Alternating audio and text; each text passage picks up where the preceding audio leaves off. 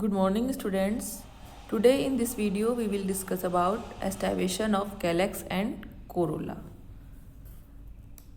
बाह्य दलपुंज और दलपुंज उनका विन्यास। आप सभी ने फ्लावर्स को देखा होगा। फ्लावर्स की स्ट्रक्चर अलग अलग टाइप की होती है। उनमें पाए जाने वाले जो कलरफुल स्ट्रक्चर है उनको दल कहते हैं, और जो ग्रीन कलर की स्ट्रक्चर होती है उसको बाह्य दलपुंज कहते हैं। तो बाह्य दलपुंज और दलपुंज इन दोनों का लगने का क्रम है वो किस तरह से होता है। The mode of arrangement of either sepals और petals of a flower in bud condition is said to be an aestivation. कलिकावस्था में बाह्य दलों अथवा दलों का आपस में एक दूसरे से जुड़ने का तरीका, आपस में संबंध, उसको दल विन्यास या बाह्य दल विन्यास कहा जाता है। आप सभी ने फ्लावर्स जैसे गुड़हल का फ्लावर लिया होगा, सदाबहार, कैथेरंथस रोजेस, उसको फ्लावर को आप हाथ में लेके देखना। वो जो बर्ड कंडीशन में होता है, कलिकावस्था में होता है, तब वो जो दल है, जो कलरफुल स्ट्रक्चर है, कलरफुल, उसको दल कहते हैं। वो किस तरह से एक दूसरे से वो लगे हुए हैं।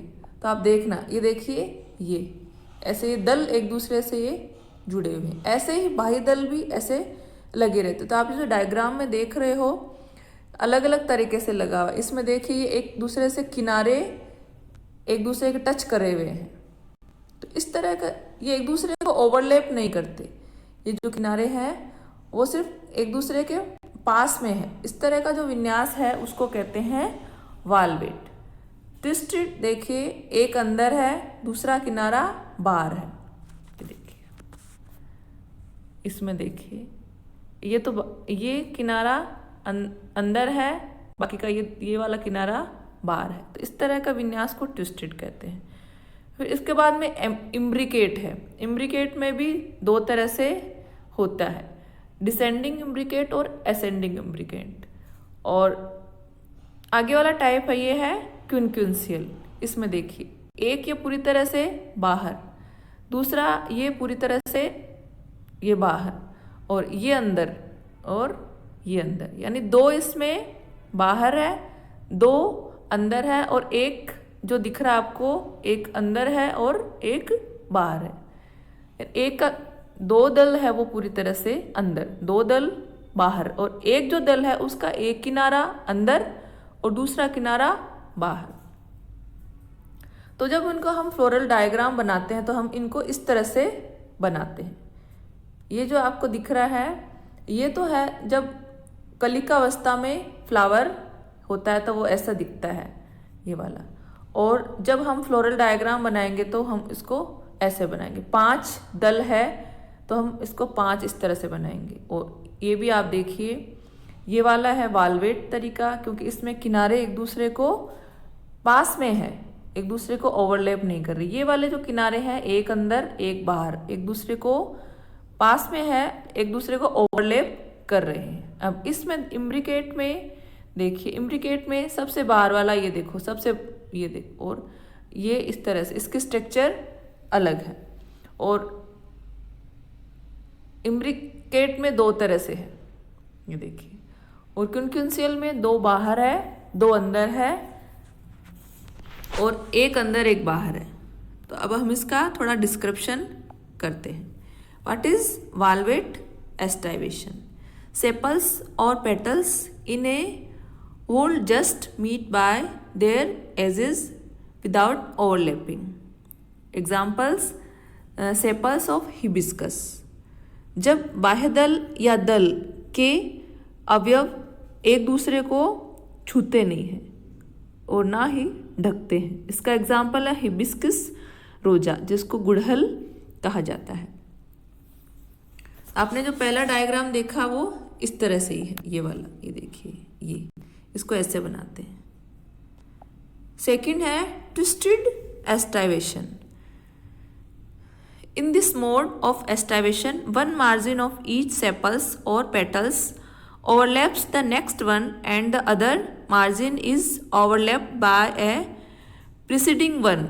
Here the overlapping is regular in one direction clockwise or anti-clockwise. Example इसका petals of hibiscus. valvet जो एस्टाइवेशन है वो सेपल्स में है, ट्विस्टेड एस्टाइवेशन है वो पेटल्स में है।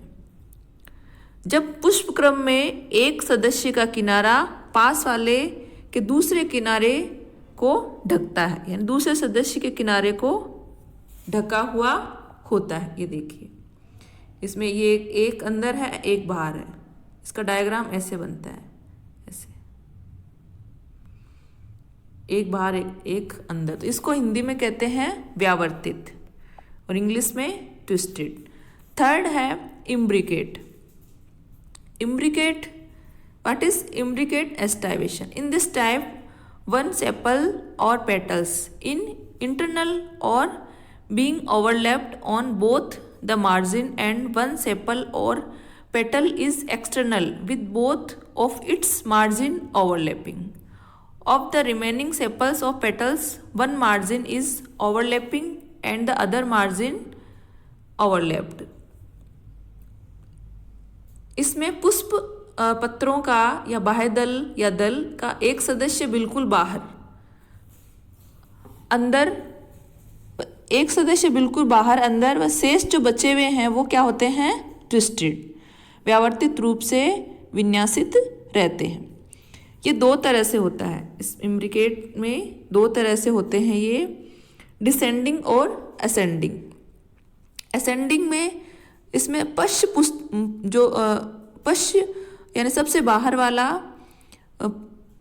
इसका अवयव है या इस कैलेक्स या कोरोला है सबसे अंदर, अग्र बाहर व बाकी के 3 ट्विस्टेड। डिसेंडिंग में 5 दल में पश्च दल सबसे बड़ा, लेटरल जो पार्श्व में 2 दलों को ढकता हुआ, या दोनों पार्श्व दल अग्र की ओर के 2 दलों को ढक देते हैं। इसका डायग्राम ये देखिए, ये वाला, ये जो डायग्राम दिख रहा है आपको डिसेंडिंग का है। इसमें पश्च दल सबसे बड़ा है, ये वाला, ये इस तरह का मटर में पाया जाता है। फेबेसी फैमिली के अंदर इस तरह का पुष्पक्रम पाया जाता है, ये वाला सबसे बाहर है। उसके बाद में ये देखिए ये वाला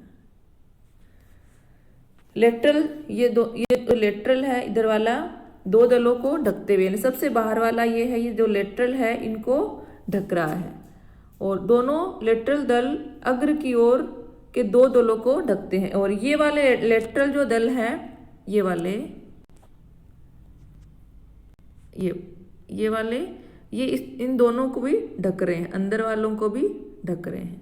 तो इस तरह का इसको बोलते हैं डिसेंडिंग। और ये वाला है एसेंडिंग, इधर ये वाला डायग्राम, इसको एसेंडिंग इम्ब्रिकेट कहते हैं। इसमें पश्च जो यानी सबसे बाहर वाला पुष्प पत्र है, सेपल्स और पेटल्स दोनों हो सकते हैं सबसे बड़ा,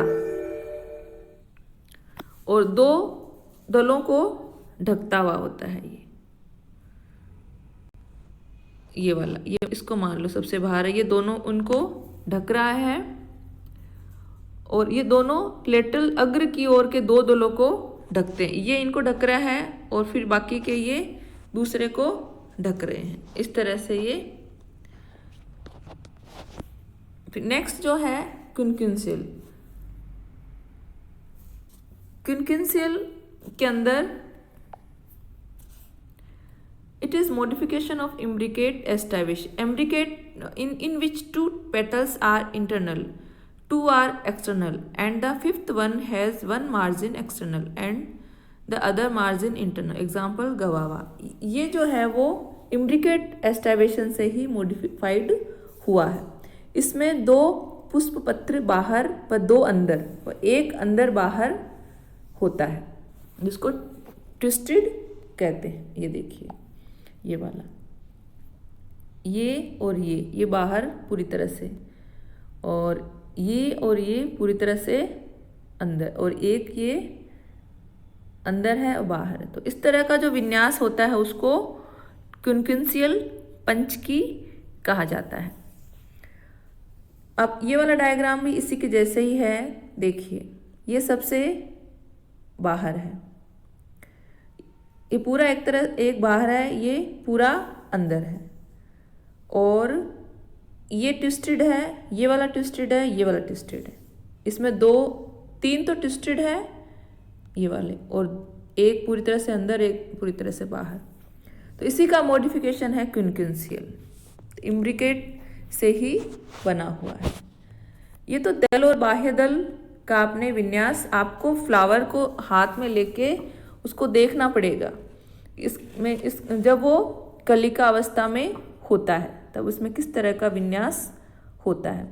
यह विन्यास दल और बाह्य दल, कैलेक्स और कोरोला दोनों में ही होता है। कैलेक्स को बाह्य दल पुंज कहते हैं और दलपुंज को कोरोला कहते हैं। इसके अलावा आपने ये देखा होगा, कुछ दल है वो जुड़े हुए होते हैं और कुछ दल है वो जुड़े हुए नहीं होते हैं। जो एक दूसरे से जुड़े हुए नहीं होते हैं, जो दल एक दूसरे से नहीं जुड़े हुए होते, या जो बाह्य दल एक दूसरे से जुड़े हुए नहीं होते, उनको पोलिसेपेलस कहा जाता है, पृथक बाह्य दली। और वे बाह्य दल व दल जो एक दूसरे से जुड़े हुए होते हैं उनको संयुक्त बाह्य दली या संयुक्त दली कहा जाता है। जैसे आपने गुड़हल में देखा होगा, घंटाकार आकृति बना लेते हैं बाह्य दल, और धतूरा के अंदर नालवत स्ट्रक्चर बना लेते हैं, तुलसी के अंदर द्विओष्ठी स्ट्रक्चर बना लेते हैं। ये तो है इनके जुड़ने का क्रम। सेपल्स का, बाह्य दलों को सेपल्स कहते हैं और दलों को पेटल्स कहा जाता है। पूरा पुंज है उसको तो कैलेक्स कोरोला, और एक यानी उसकी इकाई, बाह्य दल की इकाई उसको सेपल कहा जाता है और दल की इकाई को पेटल्स कहा जाता है। इसके अलावा आपने एक नाम सुना होगा, परिदल पुंज। जब दल के रंग का होता है तब इसको क्या कहते हैं, पेटेलॉइड कहा जाता है। परिदल पुंज का मतलब जिसमें दल और बाह्य दल दोनों मिल जाते हैं, एक स्ट्रक्चर बनाते हैं, इसको परिदल पुंज कहते हैं। पेपस, एक आपने स्ट्रक्चर नाम सुना होगा, पेपस। ये पेपस होता है रोम के समान स्ट्रक्चर होती है, जिसको ये हेलियंथस में पाई जाती है। कंटक के समान सिंघाड़ा में, ट्रापा में पाई जाती है। स्पर अतिवृद्धि के रूप में स्पर पाया जाता है, जो डेल्फिनियम में पाया जाता है। आशुपाती पुष्प खिलते हैं जब बाह्य दल पुंज गिर जाते हैं, तो इसको क्या कहते हैं, कैडुकस कहा जाता है। आशुपाती, आशुपत्ति क्या होता है, कैडुकस क्या होता है, जैसे ही फ्लावर खिलता है तब बाह्य दल पुंज या सेपल्स वो गिर जाते हैं, तो उनको कहते हैं कैडुकस। एक होता है डेसिडस, पर्णपाती। निषेचन के पश्चात, फर्टिलाइजेशन के पश्चात बाह्य दल पुंज गिर जाते हैं, सेपल्स गिर जाते हैं, तो उनको डेसिडस कहा जाता है, पर्णपाती कहा जाता है। एक होता है परसिस्टेंट, चिड़लग्न। इसमें बाह्य दल पुंज फल के साथ लगा रहता है, यानी जो बाह्य दल पुंज सेपल्स जो है वो फल बनने के बाद में भी लगे रहते हैं। इस तरह के स्ट्रक्चर को चिरस्थायी, चिड़लग्न कहते हैं। कोरोला मोस्टली दलपुंज है वो कलरफुल पाया जाता है। इनकी इकाई को पेटल कहा जाता है। कलरफुल इसलिए होता है क्योंकि इनके अंदर कैरोटिनॉइड्स, एंथोसायनिन पिगमेंट्स पाए जाते हैं, इनके कारण ये कलरफुल दिखाई देता है। जब ये बाह्य दल के समान हरे हो जाते हैं तब इनको दलाब कहा जाता है। कभी कभी दल में संकरा वृंत के समान क्लो, नखर व ऊपर फैला हुआ होता है, जो कि लिम्ब कहलाता है। एग्जाम्पल, ये रेफेनस में पाया जाता है। दल अवृंत होता है जब इनमें आधार्य लंबा नखर अनुपस्थित होता है। और पृथक दलीय और गेमोपेटलस और पोलीपेटलस जब दल एक दूसरे से जुड़े हुए नहीं होते तो उसको पॉलीपेटलस कहा जाता है, और जब दल जुड़े हुए होते हैं तो उसको गेमोपेटलस कहा जाता है। तो आप अपने आसपास के जो फ्लावर है उनको देखिए, और उनको जब बड कंडीशन में है तब आप उसमें देखिए कि वो किस तरह से उनका विन्यास है। जैसे आप गुलाब का फूल आपने जब कली का अवस्था में देखा होगा, तब उसमें आप देख सकते हो कि वो किस तरह से उसकी जो पंखुड़ियाँ जिसको आप बोलते हो, पंखुड़ियाँ किसको बोलते हैं, दलों को बोलते हैं, वो किस तरह से एक दूसरे के ऊपर लगी हुई है, एक दूसरे से वो किस तरह से विन्यासित है। और आपके आसपास आकड़े का पेड़, आकड़े का प्लांट लगा होगा, तो आप उसमें देखिए कि मैं आगे आपको फैमिलीज़ है उनके बारे में डिस्क्रिप्शन कराऊंगी। तो मैंने जितने भी आपको टर्मिनोलॉजी वाले वीडियो डाले हैं आप उनको अच्छे से पढ़िए, तो क्योंकि टर्मिनोलॉजी आएगी तभी आप उसमें पढ़ पाएंगे। तो मेरे वीडियो का आप ध्यान से सुनिए और एक बार उनको समझने की ट्राई कीजिए। और मार्केट में किताबें आ गई होंगी और आपने, मुझे उम्मीद है आपने ले ली होगी, तो आप उन किताबों से पढ़िए और वीडियो को बार बार सुनिए। उसमें टर्मिनोलॉजी लीफ के बारे में बताई है मैंने, फ्लावर के बारे में बताई है, एस्टावेशन बता दिया, और इस विन्यास है वो काफ़ी सारा मैंने बताया है। तो आप इसको, इन सभी टर्मिनोलॉजी को समझने की ट्राई कीजिए कि क्या क्या कंडीशन होती है। लेकिन आप आसपास के अपने फ्लावर है उनको आप हाथ में लेके देखिए और फिर बुक से मिलान कीजिए। मैं आगे आने वाले वीडियो में एस्क्लेपिडियासी फैमिली है जो कैलाट्रोपिस प्रोसेरा, उसके बारे में आपको बताऊंगी, उसका डिस्क्रिप्शन पढ़ेंगे हम। I hope you understood and listen this video and listen carefully this video.